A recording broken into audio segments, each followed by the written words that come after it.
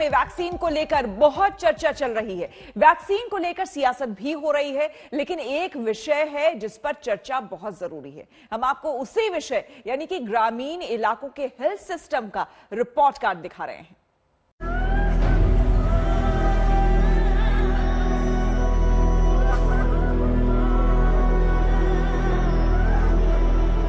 राजस्थान के लेसरदा गांव के रहने वाले हंसराज पंचाल अब इस दुनिया में नहीं है।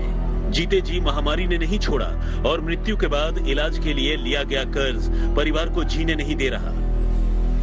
हंसराज बूंदी जिले में एक छोटा सा मेडिकल स्टोर चलाते थे, लेकिन किसे पता था कि महामारी में सरकारी अव्यवस्था पूरे परिवार को तबाह कर देगी। ब्लैक फंगस का खतरा ग्रामीण इलाकों में फैलने लगा है और इस इलाज के दौरान लोग कर्ज में डूबे जा रहे हैं। कर्ज लेने के बावजूद अपने परिजनों को बचा नहीं पा रहे हैं, इसका बड़ा दुख है। इसी तरह से हंसराज जी हैं जिनकी मौत हो गई है ब्लैक फंगस से और परिवार कर्ज में डूब गया है। हंसराज की मौत कोरोना के बाद ब्लैक फंगस से हुई। सरकारी अस्पताल में इलाज नहीं मिला तो परिवार ने प्राइवेट हॉस्पिटल में दाखिल करा दिया। 1-2 नहीं बल्कि 7 लाख रुपए प्राइवेट हॉस्पिटल में खर्च किए और जब पैसों की डिमांड बढ़ गई तो परिवार ने हाथ खड़े कर दिए। मजबूरी में एक बार फिर सरकारी अस्पताल में हंसराज को भर्ती कराना पड़ा, जहां सही इलाज नहीं मिलने से उनकी मौत हो गई। कैसे चलेगा? अब छोटे छोटे बच्चे हैं और कमाने वाला रहा ही नहीं। अब देखो ऊपर वाले की क्या मर्जी होती है, कैसे चलता है कैसे नहीं चलता है, वैसे ही चलेगा। अब गवर्नमेंट की कोई कुछ राहत सहायता मिल जाए तो कर्ज थोड़ा बहुत हल्का हो जाए। सरकार कह रही है कि पूरे राजस्थान में चिरंजीवी स्वास्थ्य योजना के तहत मुफ्त इलाज हो रहा है, मगर परिवार के अनुसार सरकारी स्वास्थ्य बीमा होने के बावजूद किसी ने उनकी एक नहीं सुनी। पूरा परिवार कर्ज में डूब गया। ये पूरे कर्ज पे हैं, ज्यादा 60-70 हजार रुपए उसके अकाउंट में थे, वही उसके हैं। बाकी 70-80 हजार उसके एक दोस्त के हैं भोजराज के। 50,000-60 हजार मेरे पास थे। 1 लाख मैंने एक मित्र से लिया मेरे अकाउंट में, ट्रांसफर इंटर मैंने इसके खाते में ट्रांसफर किए और इसके अलावा 1.5 लाख रुपए मैंने अलग से लिया। ऐसा करके हमने 6 लाख रुपए पूरे 50-60 हजार इनके थे, बाकी सारे कर्ज पे ही हैं। मतलब 6.5 या 7 जो भी हिसाब है उसमें से यूं मानो 6 लाख तो कर्ज ही है। हंसराज की कहानी आपने सुनी, अब इस तस्वीर को देखिए। तस्वीर में 30 साल के धर्मराज मीणा नजर आ रहे हैं। चंद दिन पहले ही उनकी सगाई हुई थी, लेकिन शादी से पहले कोरोना संक्रमण ने मार डाला। धर्मराज मीणा ग्राम पंचायत में पंचायत सहायक पद पर काम कर रहे थे, मगर अचानक से कोरोना हो गया। देखा जा सकता है घर में जिस तरह से तैयारी की गई है, दीवारें बता रही हैं कि जश्न की तैयारी थी। 21 मई को उनकी शादी थी, सगाई हो गई थी, लेकिन उससे पहले 8 मई को इस तरह से घर में एक कोहराम मच गया, उनकी मृत्यु हो गई। घर वालों का कहना है कि अचानक तबीयत बिगड़ी और 8 को मौत हो गई। क्या हुआ था उनको, कैसे हुआ? सर वो उसको क्या अचानक ही बीमार हो गया था, ड्यूटी से आया था 3 तारीख को, तो 4 तारीख को बीमार होने के बाद हमने MBS कोटा भर्ती कर दिया, MBS मेडिकल कॉलेज भर्ती कर दिया। 5 दिन तक भर्ती रखा है, डेथ हो चुकी है।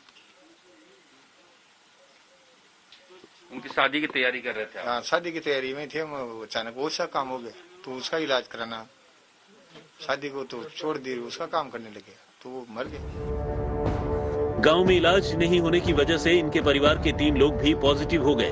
जब गांव में एक के बाद एक मौतें होने लगी तो सरकार जागी और सख्ती बरती गई। ग्रामीणों का कहना है कि लोग घर घर में बीमार हैं, लेकिन पंचायत के सेक्रेटरी कह रहे हैं कि जितने लोगों की जांच हुई है उसमें 68 पॉजिटिव लोगों में से अब 12 ही पॉजिटिव बचे हैं। कितना मामला था और अभी क्या स्थिति? ग्राम पंचायत में टोटल 68 केस थे, वह अब केवल 12 रह गए। किस तरह से यहाँ पर आप लोगों ने? हमने सैनिटाइजर करवाया गांव में और जो परिवारों को कोरोना को उनको चिन्हित करके 0 मोबिलिटी घोषित कर उसके बैरिकेड्स लगा के चिन्हित किया, तो वहाँ लोगों का आना जाना बिल्कुल बंद किया। हालांकि सच्चाई यह है कि मौतों के बाद जागी सरकार अब टेस्टिंग तो नहीं करा रही, पर खांसी और बुखार वाले मरीजों की पहचान कर उन्हें दवा की एक पुड़िया दी जा रही है। इसमें 5 दिन के लिए 5 दवाएं हैं जो गांव-गांव में आशा सहयोगिनी बांट रही है। गांव में कोरोना काबू में करने का जिम्मा आशा सहयोगिनों ने उठा रखा है। इस तरह से यह लोग दिन में घर घर में घूमकर सर्वे करते हैं और दवाइयां देते हैं। बातचीत करते हैं। क्या नाम है आपका? सुगना। क्या देखती हैं घर में, क्या जाती हैं, क्या बात करती हैं? हम जाते हैं वहाँ पहुँचते हैं कि घर में कोई खांसी जुकाम का मरीज तो नहीं है, अगर हो तो उनके क्या क्या लक्षण हो रहे हैं तो बताते हैं। जैसे कि कोई किसी को हो रहा है तो भाई कोई खांसी जुकाम बुखार तो उसको बताते हैं कि ये दवाइयाँ लो, और इससे भी ठीक नहीं हो तो तुरंत जाके जांच करवाओ। पंचायत की जनसंख्या करीब 3000 है और उसमें 68 लोगों का पॉजिटिव होना और 14 लोगों की मौत होना छोटा आंकड़ा नहीं है, जबकि न जाने कितने लोगों की जांच ही नहीं हुई है और घर में खांसी बुखार की दवा ले रहे हैं। पर सरकार अभी भी गांव में जुगाड़ के भरोसे चमत्कार का इंतजार कर रही है। लेसरदा ग्राम पंचायत में कोरोना ने ऐसा कहर बरपाया कि 68 लोग पॉजिटिव हो गए थे, 14 लोगों की मौत हुई है। अगर ग्रामीण इलाकों में स्वास्थ्य सेवाएं ठीक होती और शुरुआती जांचों में इन्हें पता चल जाता तो हो सकता है कि इन मौतों को टाला जा सकता था। इसीलिए सरकार को चाहिए कि ग्रामीण इलाकों में स्वास्थ्य सेवाओं को मजबूत करे, तभी गांव वालों को बचाया जा सकता है। कैमरामैन निखिल शर्मा और भवानी के साथ शरद कुमार, बूंदी आज तक।